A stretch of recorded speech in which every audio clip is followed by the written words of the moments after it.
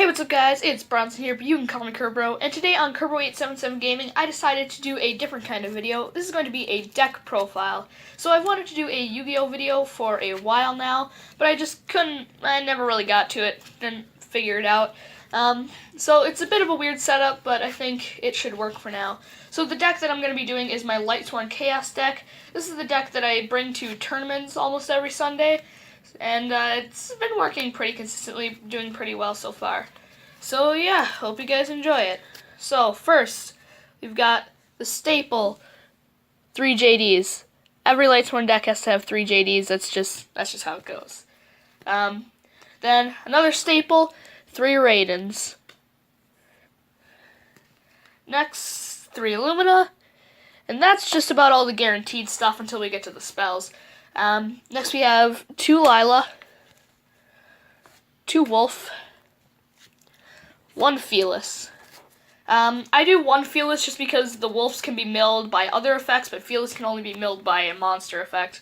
And I have enough tuners with the Raidens. So next we play 1 Gareth, which is pretty good draw power, and it can get over stuff sometimes. Jane just for extra names, and if you need it, it has 2100 attack during the battle phase, so it can help to get over some stuff. And Celestia, just because I like that card, and more names.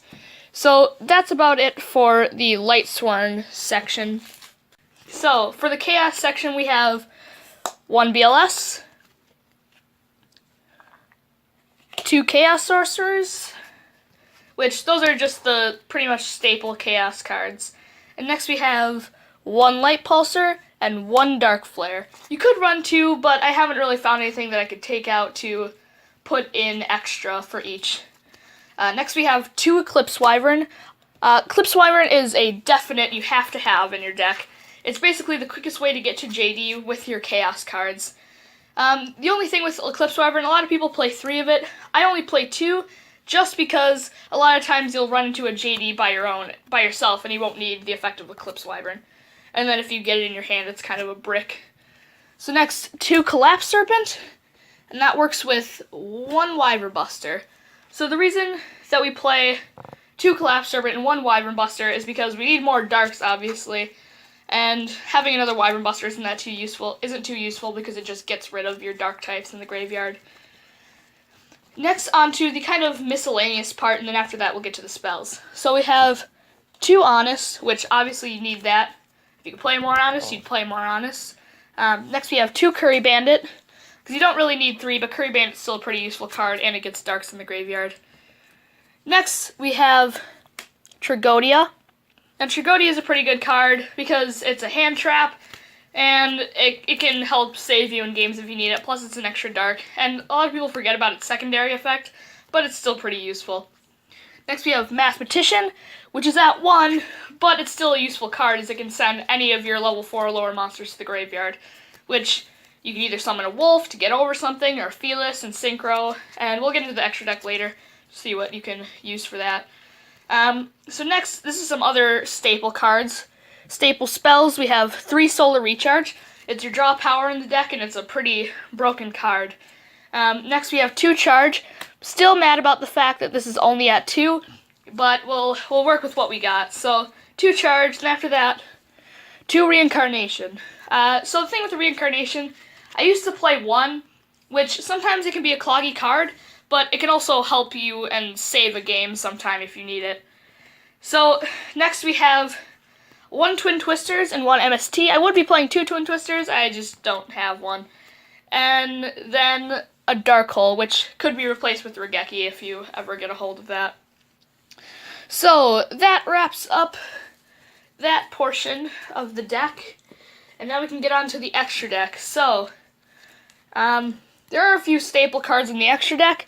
We have Michael, which Michael's a really good card. If you can make 7 and you can make a Michael, go for Michael. It helps you to get names in the graveyard, and you can banish stuff really easily, and it still gets its mill effect. So after that, we have a couple more 7s. We have Ancient Sacred Wyvern, which is really good for OTKs, and it can help you to get over a ton of stuff. Plus, it needs lights, and you have a ton of lights, so you can work with that. And it can summon from the graveyard if you need it to.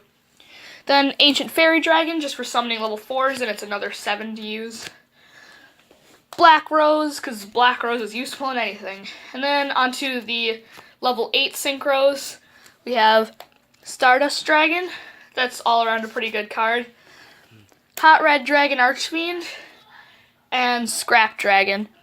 The extra deck's kind of a mess with this. There are some things that you could use, but it's fine as it is. And I'm just going to warn you, no, I do not have thousands of dollars to spend on Minervas. So then again, if I did have all that money, I wouldn't be spending it on Minervas. But since I don't have Minervas, I'm going to have to make up with some different Xyzs.